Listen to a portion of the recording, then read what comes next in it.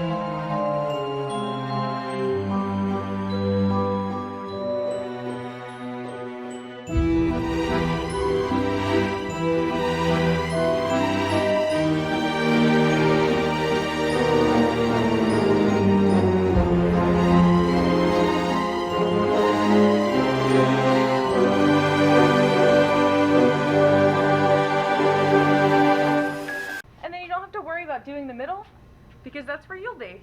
Alright, so that's my super fun, super quick, super easy candy zoom background tutorial. As you can see, I just added little white strips earlier. That's just a little highlight to make your candy look really shiny. Alright, have a good one.